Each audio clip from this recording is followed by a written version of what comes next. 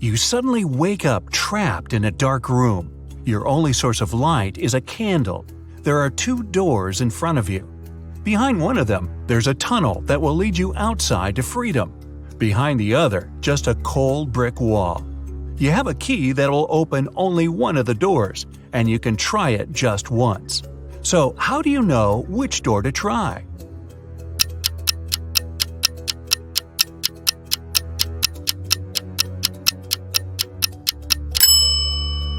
Hold the candle up to each keyhole. The flame will move near the door that leads outside. You escape to freedom, but you need to send some important documents to your friend Beth. You can't mail them in a regular package because the precious papers will get stolen. So you put them in a box and lock it. But Beth doesn't have the key to this lock. How can you send the papers if you can't send the key to the lock separately?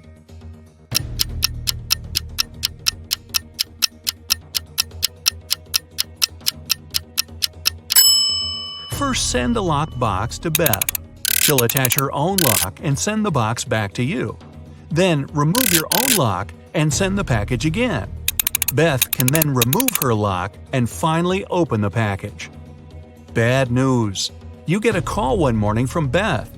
She says the crucial documents were stolen from her office.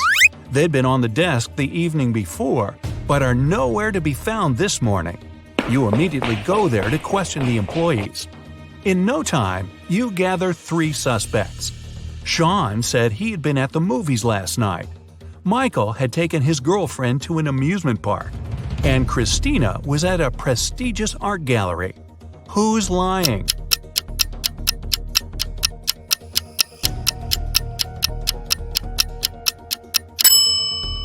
Sean. His movie ticket isn't torn. Having been caught red-handed, Sean makes a break for it. He hops in his car and drives away. Law enforcement are on the lookout. Sean sees a police car right ahead of him and starts driving toward it. Why would he do that?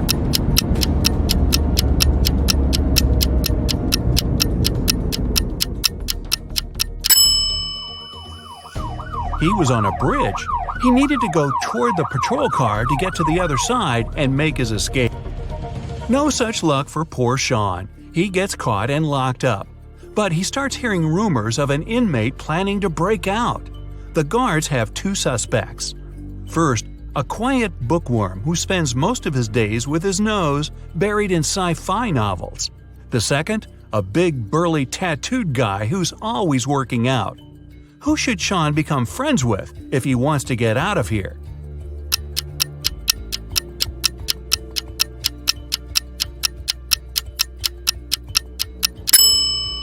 The bookworm. Look closer, and you'll see his bookmark is actually a file. On Friday afternoon, the owner of that same prestigious art gallery discovered that 4 of the most famous artists' self-portraits had been stolen during an exhibition. The police show up to do an investigation, and now they have 3 suspects. Sarah, the artist, said she disappeared into one of the studios to paint. John, the security guard, explained he was just waiting outside and had no idea the portraits were gone. Daniel, the caterer, stated he was at a nearby store picking up extra napkins when the robbery took place. So, who's the thief?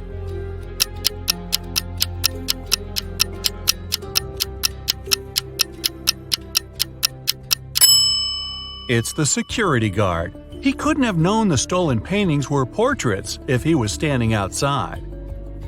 As fate would have it, there was another incident that night. Michael, who never really liked what passed for art in modern times, rushed into the gallery and caused millions of dollars worth of damage to several paintings. Yet the gallery's owner thanked him for his actions. How come?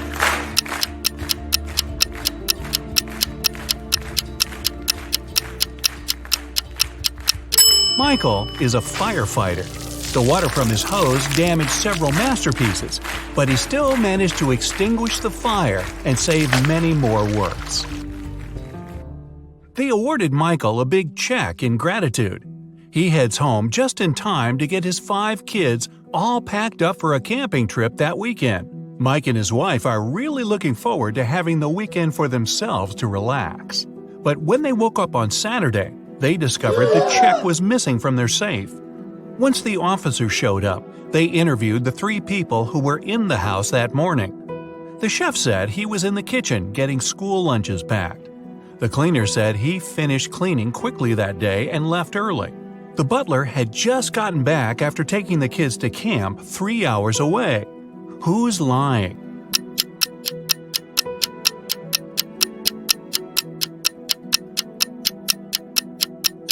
It's the chef. It's Saturday, so there's no school, and the kids have gone camping. Meanwhile, on the other side of town, a scientist is working on something bizarre. He invites Kevin and Claire as blind test subjects for his new serum invention. He gives them each a glass of ice-cold lemonade. Kevin drinks his fast, but Claire apprehensively waits to see the side effects on him first. After 2 hours, nothing happens, so she drinks her glass. 2 minutes later, her skin turns green. If both the drinks had the serum, why was only Claire affected?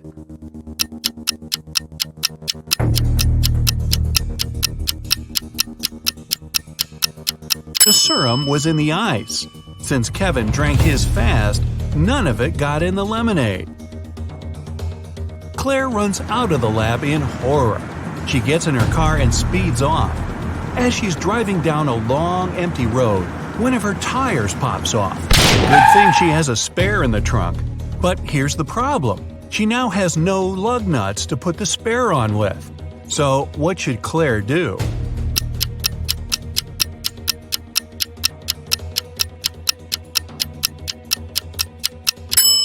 Unscrew one lug nut from each of the other 3 wheels and use them to attach the spare tire. It'll be enough to get to the nearest garage safely. As Claire is putting on her spare tire, the scientist catches up to her. He hands her 4 pills and tells her it's a complex cure to the green face serum. 2 of the pills are an antidote, and the other 2 are a catalyst that activates it. Claire must take 1 of each type together. If she takes 2 of the same, her face will stay green forever. Just as the scientist is handing her the pills, he trips and they get all mixed up. They look identical. What should Claire do?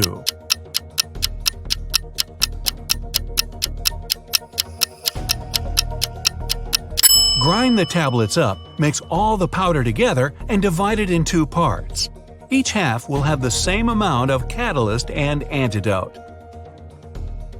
It worked, and just in time. Whew! The next day, Claire has a big calculus exam. But funny enough, all the students in the class refuse to take it.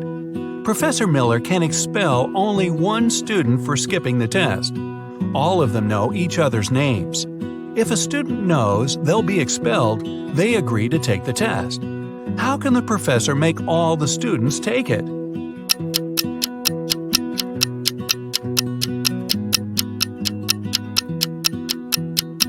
She should tell them she'll expel the student whose name comes first alphabetically. Then this person won't skip the test. The next person on the list won't skip either, and so on until the end of the list. Professor Miller grabs her cup of coffee, takes a sip, goes to set it down, and what's this? It's stuck to her hand. Somebody put glue on the cup, and she's got 3 suspects. Look carefully to find out which student is playing tricks on the professor.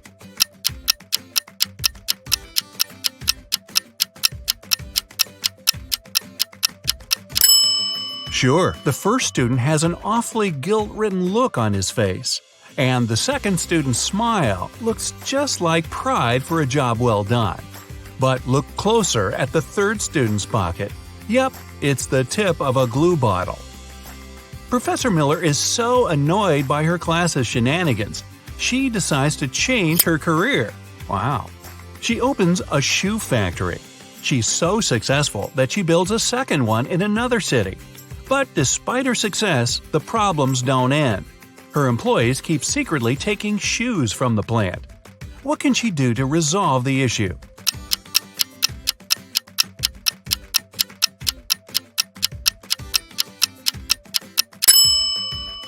Have one of her factories start making only left shoes and the other only right ones. One of those shoe swipers is driving a semi-truck full of shoes to sell for a profit. He comes to a tunnel and there's a major problem. His truck is just an inch too tall. But he can still drive through the tunnel. How?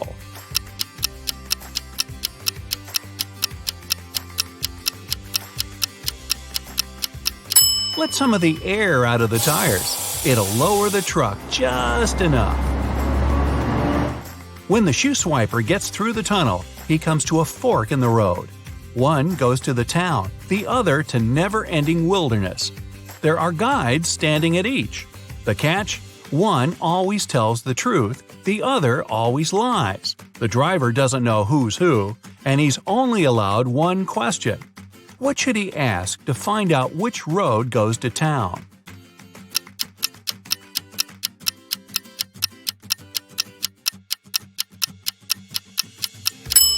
Ask either one of the guides which road the other would say is the right way.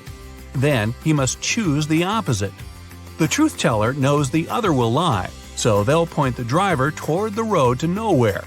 If he asks the liar, they'll know the other guard would honestly point him toward the town, so they'll again recommend the road to nowhere. The shoe thief takes the road to town, but he has another puzzle to answer before he's allowed to enter.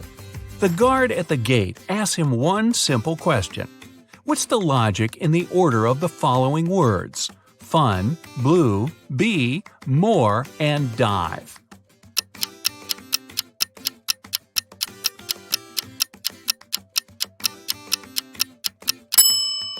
Every word rhymes with its number on the list. Fun 1, blue 2, bee 3, and so on. The shoe swiper finally settles down in this new town. Too bad for him, he can only use a payphone to make calls. One day, the phone breaks. He informs the phone company, but they do nothing. He tries again the next day. Same result. The third time, he finally gets them to come out and fix the phone. So, what did he say?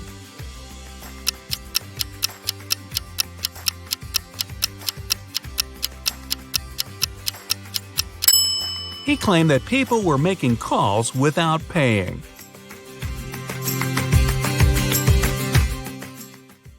Well, your body can do incredible things on its own, but you may also have features that make you stand out even from the largest crowd. Having extremely long eyelashes, having an additional joint in your fingers, or not having any lines on your palms but one, you name it. So let's find out how unique you are. Many people can roll their tongue, so it's a pretty lame party trick. But only about 15% can twist their tongue into a clover shape. How about a tongue bouquet? Only about 3% of all people on Earth have an X shape on both of their palms. Look at yours. Maybe you're the lucky one. Some say it's a sign of a strong character, by the way. Can you cross your eyes so that they look at each other? Some people, about 6% of the world's population, can vibrate both their eyes and their sockets. Looks strange, but it's actually really quick moving of the eyes back and forth. So it depends on the strength of your eye muscles. You could train that if you wanted. Ducks, seagulls, platypuses, all these creatures have one thing in common: webbed feet. Same as about 0.5% of the people in the world. The most common occasion among these lucky guys is that the second and third of their toes have a web between them that connects them. Some rare individuals have finger joints that are so flexible they can bend both inwards and outwards. It's unknown how many people can do that, but you could check if you're one of them, of course. There's an unknown number of people who have an extra joint in one or more of their fingers. It bends like a normal one and doesn't cause any discomfort. There's a condition where the remains of a membrane that formed while a person was still inside the womb still cover part of their eye pupil. It makes the pupil look like it has a blot right in the middle with strands going in every direction, attaching to the iris. Around 2% of people have a lazy eye. It's a condition that appears before birth when the brain focuses on the development of one eye more than the other. As a result, one eye basically looks in a different direction from what it should be. There's a little muscle in your jaw that muffles the sound of your chewing typically, and it's usually relaxed. But when you flex it intentionally, you can create a roaring sound in your head. Only about 16% of people can actually do that intentionally though. But why would you? Can you flare your nostrils at will? If so, you're in about a third of people in the world that can do that. We actually flare our nostrils unintentionally quite often, but only a few can move those nose muscles as they want. Your eyes focus and unfocus on their own all the time, but about half of the population of our planet can control them. They can relax the eye muscles, make the eyes unfocus, and look in different directions. Now, all of us can raise our eyebrows. It's one of the things our mimics allow us, but only some can move one eyebrow at a time. Also, if you can raise one eyebrow, it's usually one and the same. You're an even rarer individual if you can move either of your eyebrows at will. By the way, people who can do that can also often move their ears, either one or both. Hypermobile hands are a rare thing, as only about 5% of people have them. This condition allows them to bend their hands and fingers backward, and some of them can even grab things with the back of their hand. A less fortunate but no less rare thing is being tongue-tied. It's when your tongue is literally tied harder than usual to the bottom of your tongue. Around 5% of people have it, and it does cause some inconveniences, unfortunately. Another 5% of the human population are secretly elves. Well, maybe not exactly, but these rare individuals have pointy ears that strongly resemble elfin ones. This is caused by an extra fold at the tip of the ear, and the reason for it is still unknown.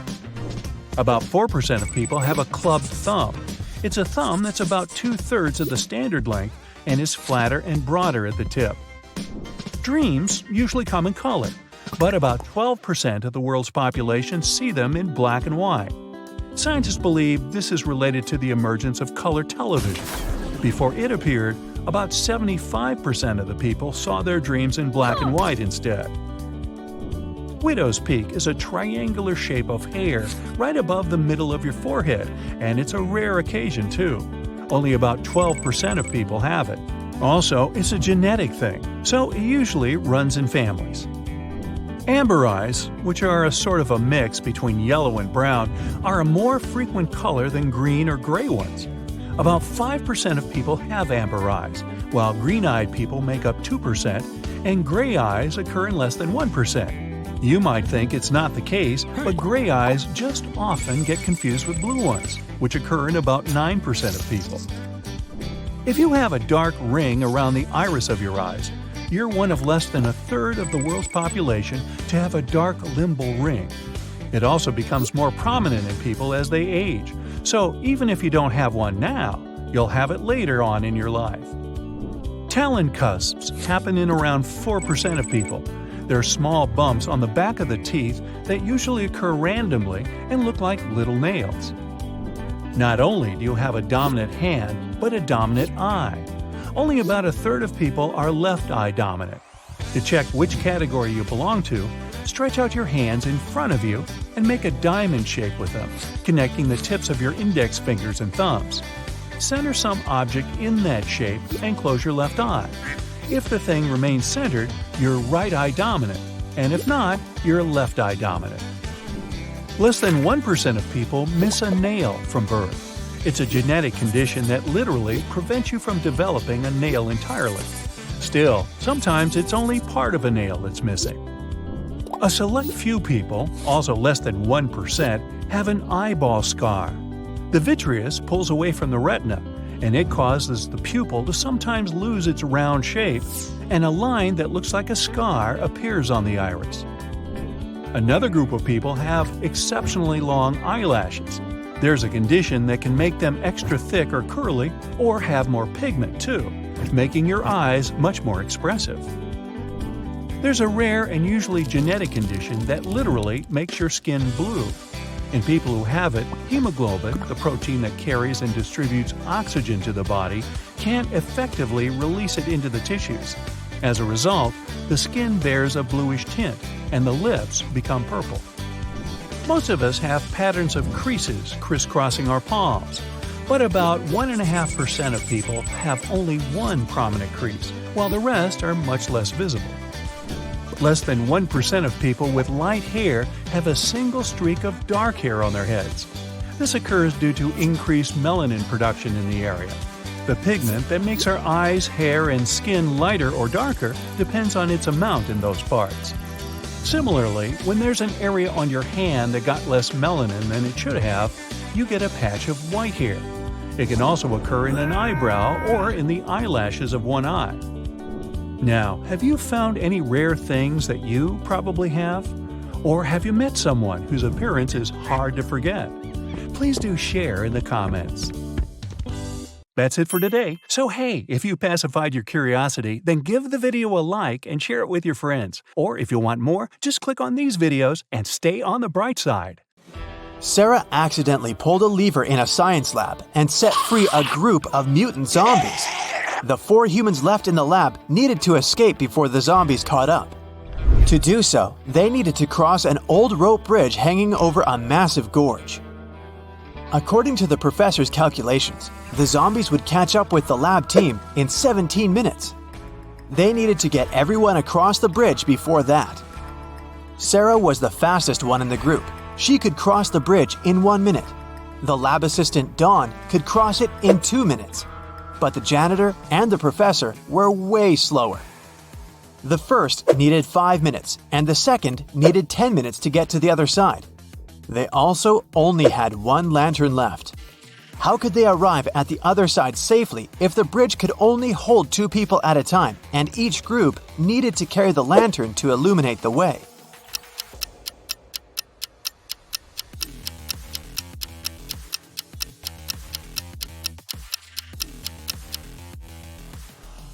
Here's how it works. Sarah and Dawn cross the bridge first, carrying the lantern. It takes them 2 minutes.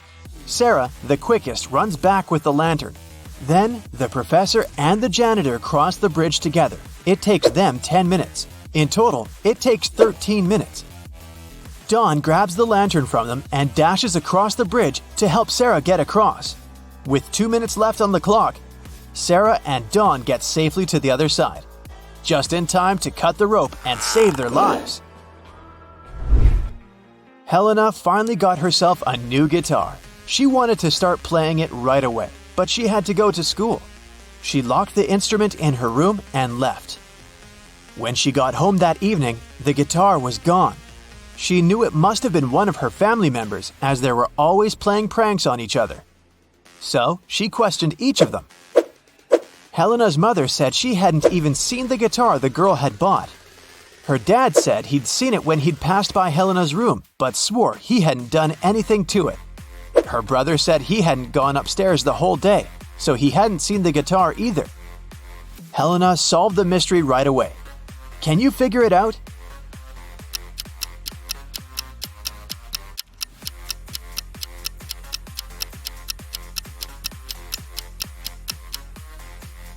Her dad is lying.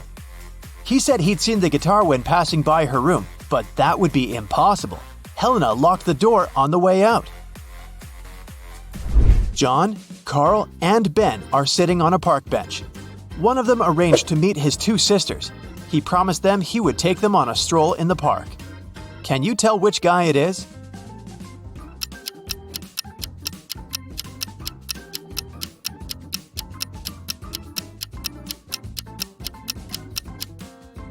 It's Ben. Look at his wrist. He's wearing 2 bracelets, probably made by his younger sisters. Josh was walking in a forest at night and came across an old castle. He was curious, so he found a way to sneak in and started walking down a corridor. Pretty soon, he met 3 cloaked figures. When Josh asked them who they were, they said they were 2 werewolves and 1 vampire. The trio told Josh that he had made a bad choice coming inside the castle. They said they wouldn't leave him unless Josh outsmarted them. Josh had to guess who the vampire was. According to the rules, he was only allowed to ask each of them the same question, and the question couldn't be, "Are you a vampire?" After a few minutes of thinking, Josh asked, "What's your eye color?" He guessed who the vampire was and was allowed to leave the castle. Why did he ask that? And how did that question help him?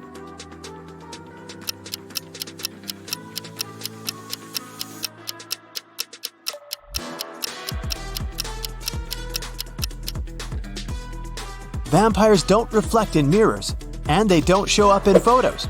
The vampire probably wouldn't know their eye color. One afternoon, 4 friends met up for coffee. Someone asked them how old they were, and they answered with a riddle. They said Mia was 3 times older than Anna, but 3 years ago, Anna was younger than Claudia is now, and Olivia is twice as old as Anna. So, can you put the girls in order according to their age?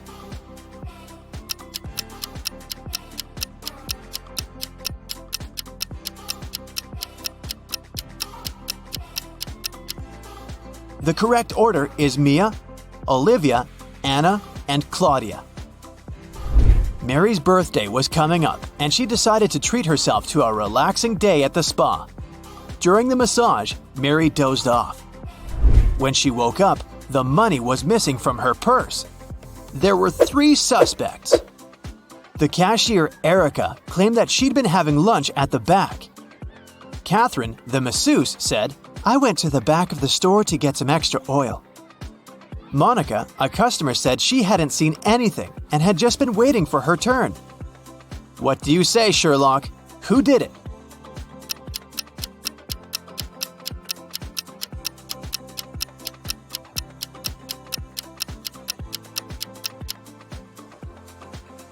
The culprit is Catherine, the masseuse.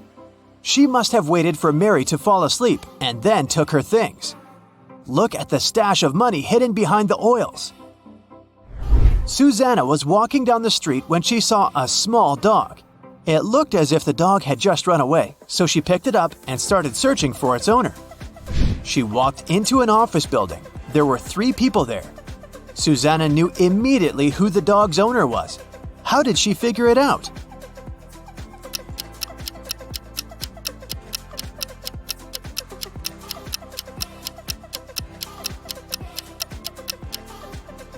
Look at the guy in the middle. He's sitting on a dog's leash. You've just come back from a long trip. You had to get a new suitcase to store all the things you bought. But after arriving home, you realize you've forgotten the code you need to open the suitcase. Luckily, you left yourself a note on your cell phone that can help you decipher the code on the lock. 682. 1 digit is correct and in the right place. 614. 1 digit is correct, but in the wrong place. 206. 2 digits are correct, but in the wrong place. 768. All digits are wrong. 380. 1 digit is right, but in the wrong place. What's the 3-digit code?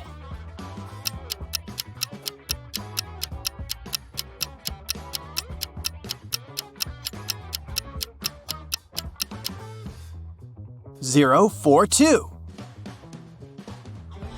One morning, Detective Smith arrived at the jail where 3 men had escaped from their cells.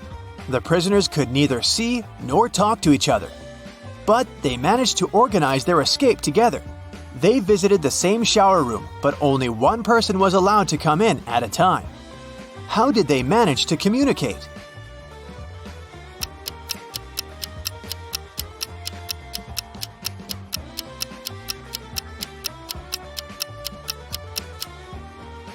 They wrote messages to one another on the bathroom mirror, used the steam to read them, and planned their escape together. On a Sunday morning, 7 friends went to the mall. Esme, Evelyn, and Elise grabbed a cup of coffee each, while Ava, Ella, and Emma decided to drink some refreshing soda. Can you figure out if Esther chose to drink coffee or soda?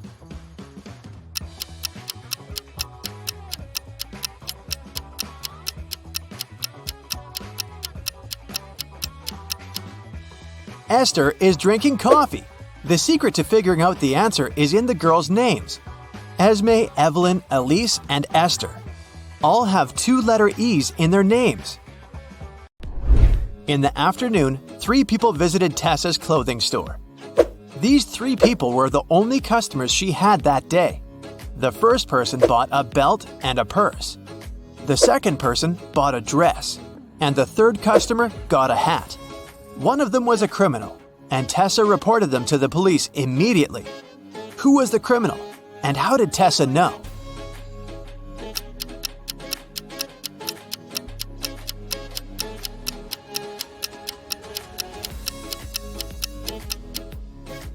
The third person gave her a $1,000 bill, but such bills don't exist.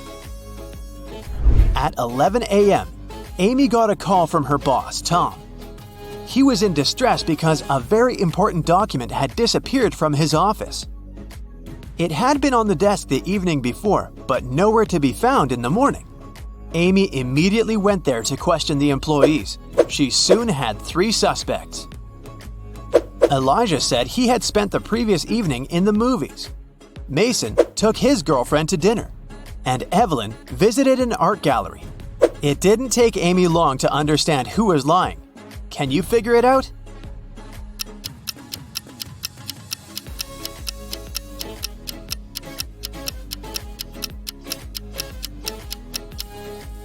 It was Elijah. Take a close look at his ticket. It isn't torn, which means he didn't really go to the movies. That's it for today. So hey, if you pacified your curiosity, then give the video a like and share it with your friends. Or if you want more, just click on these videos and stay on the bright side. Take a look at your ears. Aren't they amazing? An average human ear hears frequencies from 20 Hz to 20 kHz. But each person is unique when it comes to the functioning of our sense organs. Some of us struggle to hear neighbors whispering just behind the door. Meanwhile, rare lucky persons have a natural absolute pitch. They can recognize any note in any octave. We suggest you take these cool hearing tests that will help reveal your hidden hearing superpowers. Yes! First of all, let's check where you're currently standing in the frequency spectrum. Put on your headphones and make sure you're in a quiet place with no background noises. If you're surrounded by people, ask them to stay quiet for the next minute. We'll travel across and beyond the human audio spectrum and play some sound frequencies a human ear usually can't perceive. As soon as you notice that your ears begin to hear the sound, stop the video. The number you'll see on the screen is your current result. Ready? Let's go!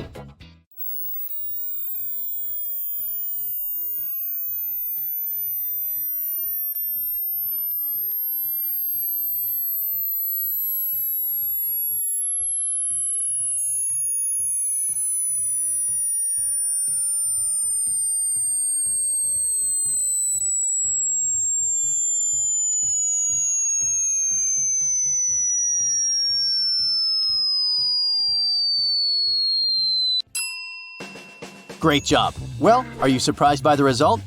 If it's higher than average, congratulations! But if not, don't worry. The older people get, the harder it becomes for them to hear high-frequency sounds. This may reduce the ability to hear bird songs and even some consonants like S, H, or F. If the result is very bad, try this test again. Chances are that your headphones can't play the invisible frequencies properly. Or maybe the sound was off at your computer. But if you're perfectly sure that your gadgets are fine, perhaps it would be wise to see a doctor and check your hearing. Now you know your hearing's range. But guess who can hear beyond these limits? Bats, pigeons, elephants, dogs, dolphins, and some other animals. But who do you think is the best listener in the world? Please welcome our champion, a moth. Researchers claim that moths can hear better than anyone else in the world. One study showed that the greater wax moth, also known as Galleria melanella, is capable of hearing frequencies up to 300 kHz. It means that their hearing is 15 times better than humans. And now, let's go ahead and check your potential to develop an absolute musical pitch. This rare superpower is basically the ability of a person to identify or recreate a given musical note without the use of a reference tone. Some of the greatest classical composers, including Beethoven, Chopin, and Mozart, used to have this ability, and it's not so rare in the modern music industry. Oh yeah. Studies based on a survey of more than 600 musicians showed that the older people were when they started training, the less likely they were to gain perfect pitch. Meanwhile, the majority of polled musicians who began training by the age of 6 used to have it. And among those who started music classes before the age of 4, some 40% had perfect pitch. Also, you're more likely to develop this ability if at least one of your relatives has it. So, are you ready to challenge your ears? You're gonna need to put on your earphones once again. Take a deep breath and don't forget to count the right answers. Here's a small version of a classic piano keyboard. Let's go ahead and refresh your memory. This is what the 12 notes sound like.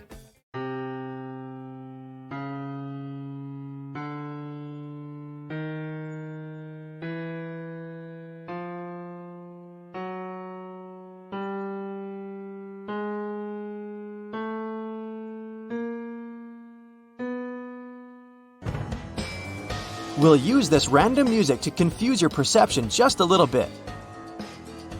And let's begin the quiz. Try to guess this note.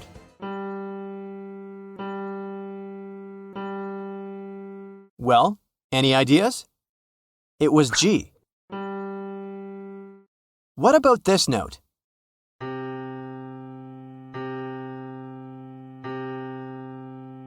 C. Focus your ears and let's listen to the next one. Well, it was A. What about this sound? Can you guess it? F. Let's go ahead and recognize this note. A once again. And what can you say about this one? That was F sharp. Here's the next sound. Can you guess the note? B. Any idea what it might be? A sharp, also known as B flat. Next sound. Can you spot the note? C flat. Can you identify this one? G again. Well done. If you've guessed more than 7 notes correctly, maybe it's time for you to run to the nearest musical school and become a famous musician before it's too late. Meanwhile, if your result is between 3 and 6 notes, your musical ear is still quite good. And if you didn't guess a single note, don't be upset. Regular training gets water from a flint. Our next test will reveal both your hearing skills and your knowledge of musical instruments. This game is very easy. Listen to the audio carefully and try to guess the instrument. Don't forget to calculate all the correct answers. Here's the first sound playing.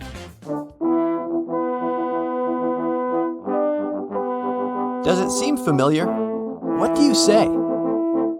It's a French horn playing. What about this melody?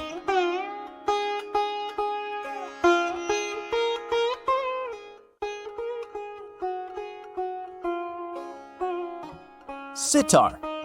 Next audio.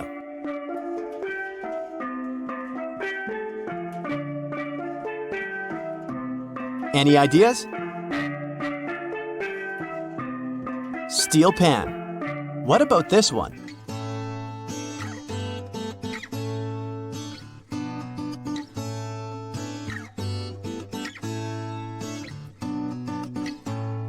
Acoustic guitar. Great job!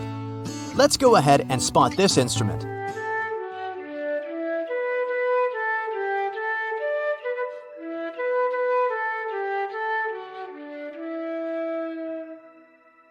It's a flute. Next audio. Does it sound familiar?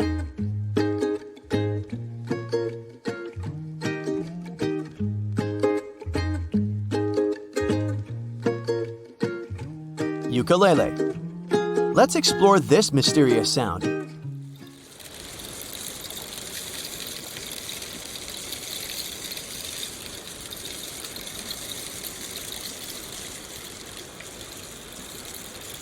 It's called the rain stick. Next instrument. Any ideas?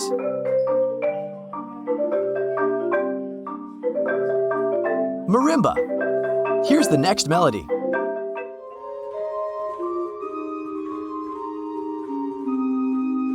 Does it seem familiar? Organ. Next instrument. Does it sound familiar? Cymbal. What about this one? What do you say? Acoustic guitar? Nope, banjo. You should recognize this one right away.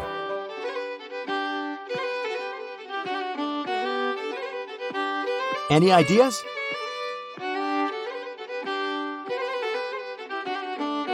Violin.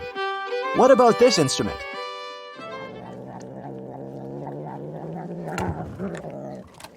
What do you say? Just kidding, it's the sound of a purring cat. Let's go ahead and investigate this audio.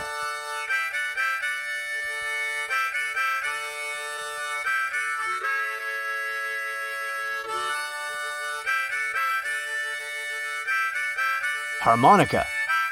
Any idea what this might be?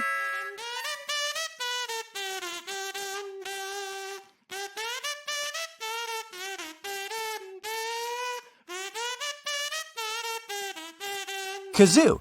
It looks like a funny little whistle. Next instrument.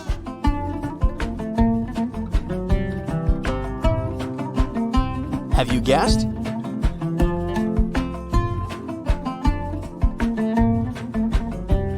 It's a lute. What about this one?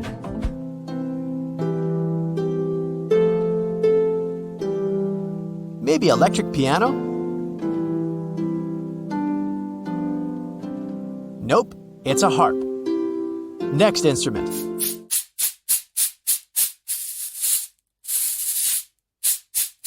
Any ideas?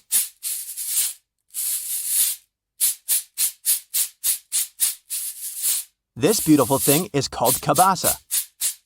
Next audio.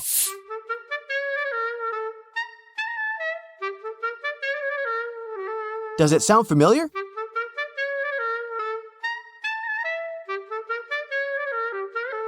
It's a clarinet. You're doing great. We're almost at the finish line, so stay focused and let's listen to the next one.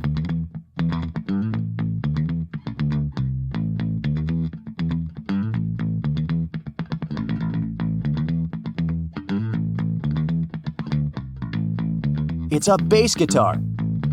Next audio.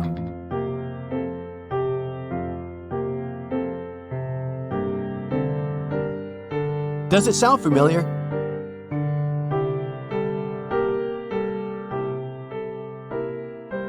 Piano. What about this instrument?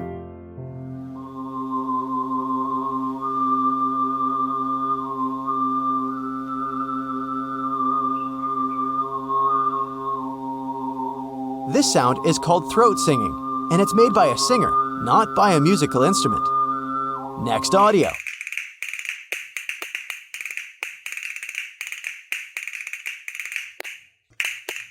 Have you guessed?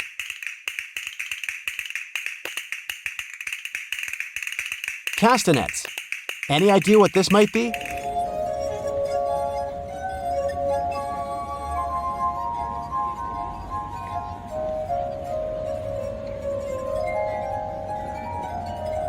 This is the sound of water glasses. And finally, can you spot this instrument?